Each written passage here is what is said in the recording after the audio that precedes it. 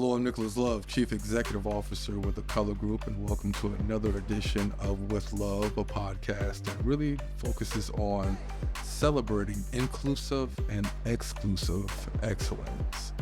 Joining me today is, I don't even know which title to start with, founder, winner of the Are You Dope program, but just, above all, fundamentally a dope person, and that is Cary Wheelous. Thank you very much for the time, brother. I really appreciate it.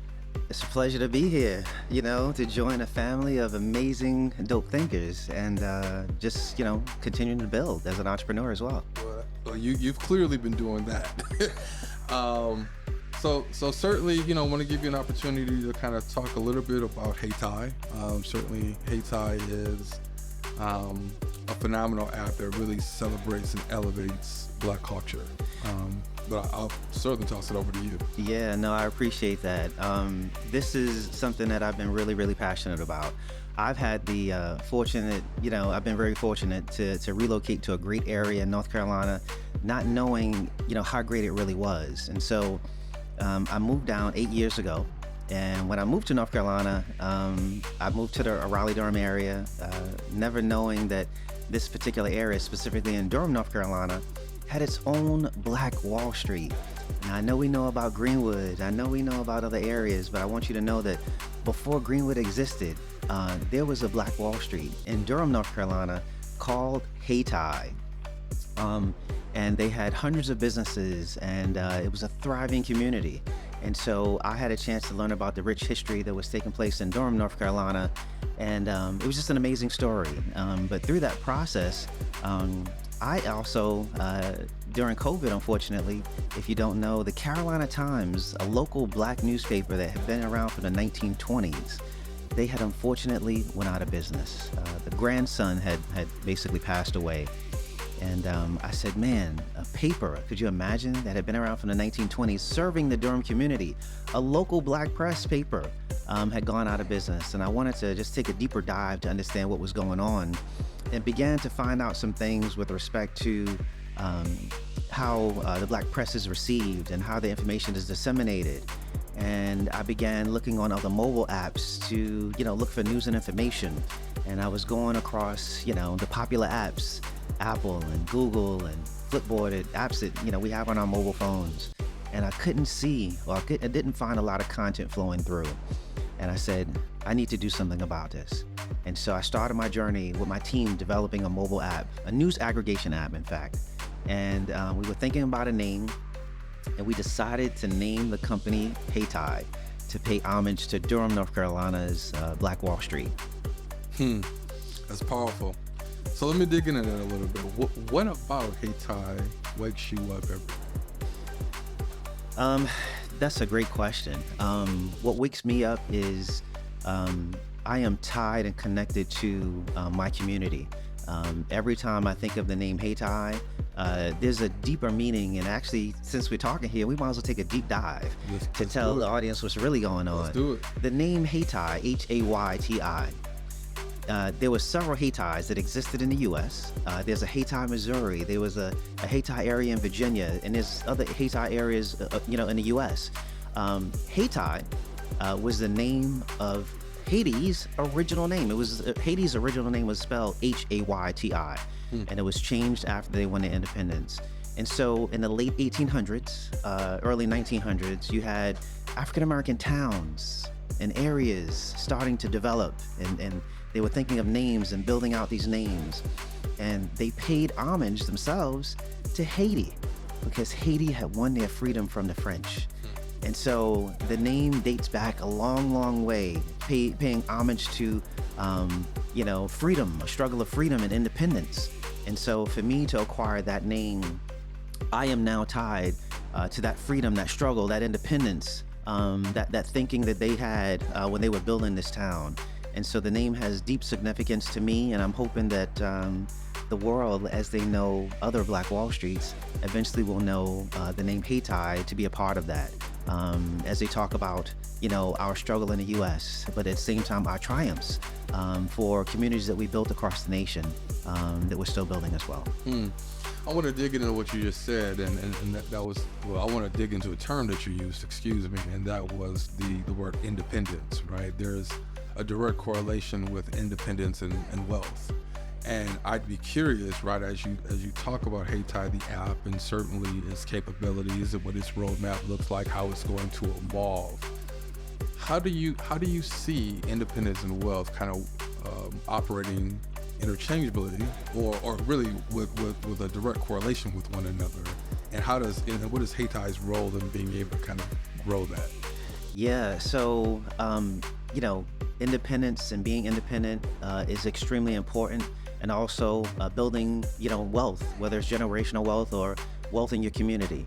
And I found that the only true way to be able to combine both is to make sure that the businesses that we support are able to stay in business for generations, for that matter. Yep. But the only way that happens is through our support. And so I especially found this difficult with respect to publishers that are creating amazing content, news articles and podcasters as well, creating some amazing content that exists. But at the same time, oftentimes, these amazing journalists that are reporting on a day-to-day basis, the things that are happening in our community, their messages, their content, their news and information is not getting out to the broader community. Their content is not so accessible, and because it's not as accessible, and if you don't read their content, guess what happens? Uninformed. And in addition to being uninformed, they're not able to generate the revenue, to stay in business, to hire future journalists. And it's a cycle that continues across the board. And so what we do is, as a business, we built technology to drive mobile traffic to the amazing content coming from, the Los Angeles Sentinel out in LA, the Amsterdam News in New York, rollingout.com, and so many different media companies that are creating some amazing content that's happening in our community that covers just a wide variety of topics. Whether it's news, whether it's sports, whether it's business, whether it's politics, we cover it, we grab it with our technology, and we put it all in one mobile app to drive that traffic to these Black businesses, to keep them in business, to monetize their platforms, and also, once again, not just to monetize their platforms, but to make sure that they're financially stable so they can be able to go out and hire these kids coming out of college. And that cycle will continue, where they will be able to stay around, and we can be able to get our stories, authentic stories, that's really impactful and informational for our community, that oftentimes, you want to know what's going on in your community? Simple. Download the Hayti app and you can be able to find out. I hear the plug. Go ahead, brother. So I want to pivot a little bit. Certainly, I don't want to sound too tongue-in-cheek, but I got to ask this question. Professionally speaking, what do you do the most with love? Oh man, I cherish my family with love, with compassion, with inspiration. I pour into my family. That is the source of my strength, and that is something that is constantly on my mind. We're all not fortunate enough, but I'm fortunate enough to be a dad, having a son who's 20 months old now. And I now I like to say, I was the fun uncle, And so now I'm transitioning to being a father. And I see my son, and I see the growth as he learns. And it just makes my family, we're closer as a family. My wife and I, we've always been close. And I say this also, not to deviate too much, but I have to share this story as well. Me and my wife, we both work from home. Fortunate enough that we both work from home. And I know that during COVID, this is pre-COVID, we've been working home for years. But during COVID, a lot of relationships got bumpy because folks were spending a lot more time together than they normally would. Yep. And unfortunately for a lot of couples, that basically could have impacted their relationship. But my wife and I have been on this journey for 8 years now, pre-COVID. And so we've always had a tight bond, a friendship, a best friend that I can be able to lean on and count on. And so our love has just continued to grow throughout this process now that we have a little one in our lives. But definitely, I would tell you family's been a big part of that. Let me dig in a little bit on the father side. How has being a dad, or how has becoming a father changed you? Wow. I am careful about everything that I do. I learned that at 18 months, I have a little parrot at home. And so that's I guess that's the signal to say the vocabulary is expanding. Right. Definitely so. And as a result, now he repeats every word that comes out, and there might be a time I might walk away and he'll say something and I'm like, oh man, I have to think about everything that I do, how I move, how I say things in the house, because now I know that it's not just about me, it's about all of us, and especially it's about him now, because I want to make sure that he's set up and the right way, and I'm going to be training him and giving him all of the tools that he needs, so to make sure that he's actually starting off on a much better note than I ever did. But I'll say this, that not that I didn't have that, because I've been fortunate enough to have a great father in my life, a great example, and a great mom, and my parents have always been a source of inspiration to me. And so I'm passing that on to my son now, and I think about him along the way. And so I was fortunate enough to have two amazing parents, and now they're grandparents, and now they get a chance to see me do some of the work. That's cool. It's a powerful thing, particularly as a father, when your children begin to mimic you. Right? That there is something instinctively truthful around imitating things that you have love, respect, or adoration for. It's almost a form of communication, right, without it being verbally expressed, if you will, right? So that's a really dope feeling. So let's rewind. Certainly, you and I have had an opportunity to get to know each other very well over the course of 2024, and for those of you who are listening in, the Kulur Group last year was our first year. We'll be resuming this program in the fall of 2024 as well. But the Kulur Group has a Are You Dope program, which really is intended to give minority or women-led technology companies an opportunity to express why they're dope. And we award pro bono marketing communications services to three winners. And so Hayti was actually our third place winner in 2023. And certainly it's really been a great opportunity of collaboration, of some of the deliverables that we've worked on. And, I think you answered the question loud and clear. Yes, you are dope. But certainly, want to kind of rewind and just kind of get your take on, how you thought the program went, and, your advice for anyone who may be interested in participating in the Are You Dope program. Yeah, definitely. So I would tell you, this has been a journey. First of all, let me just say that, and it continues to be.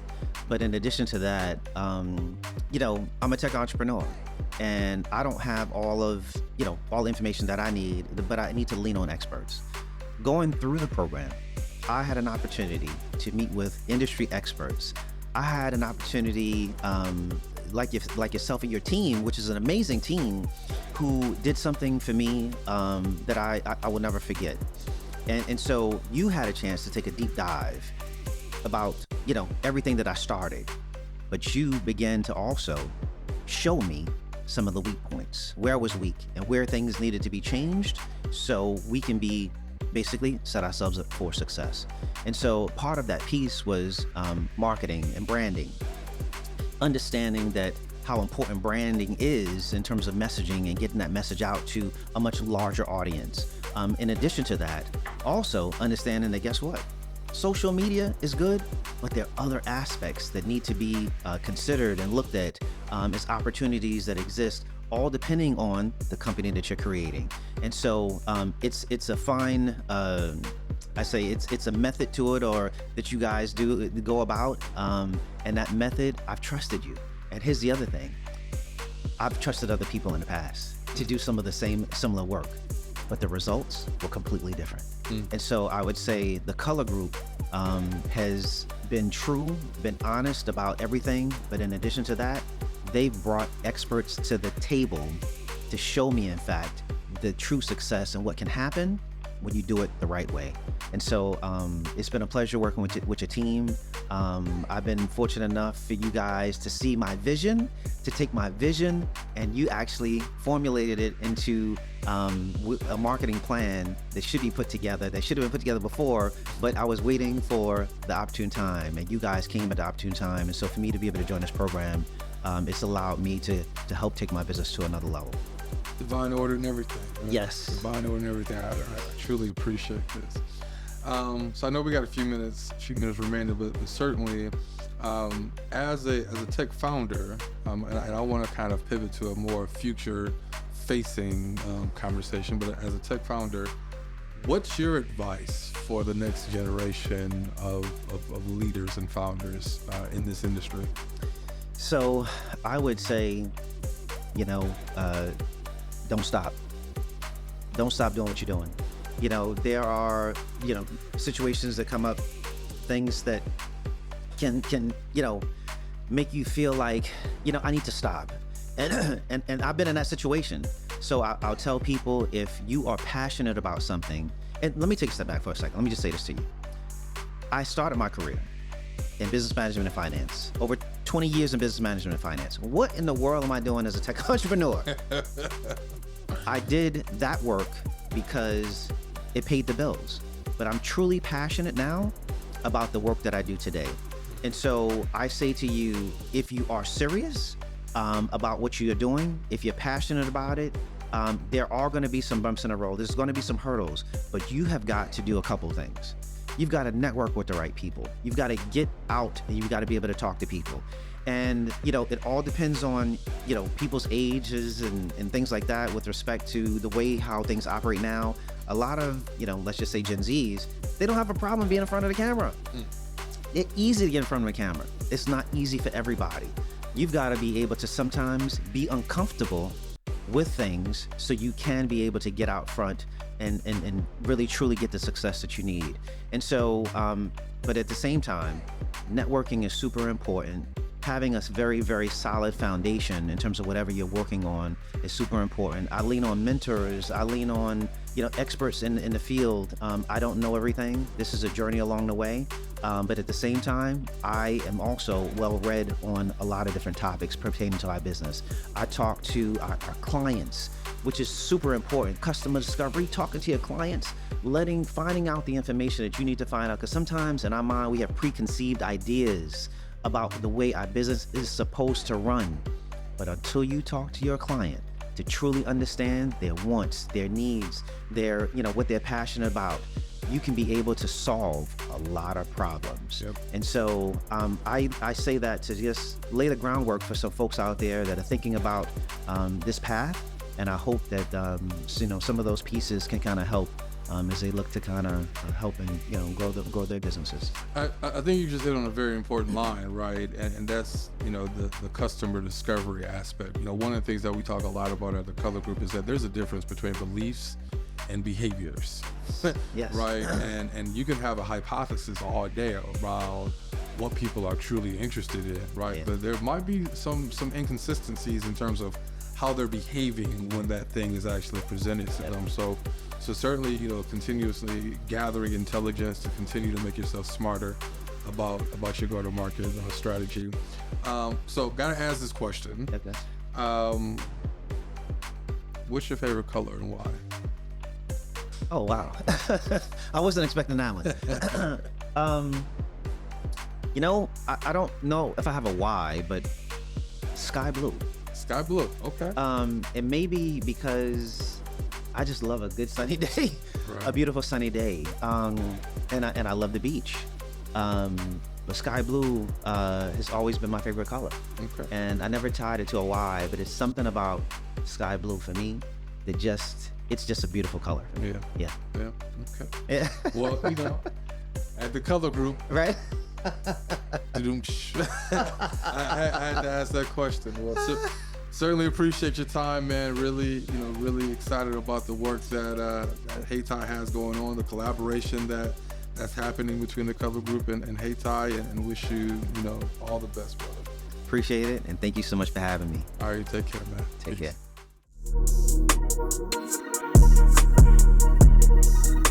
care.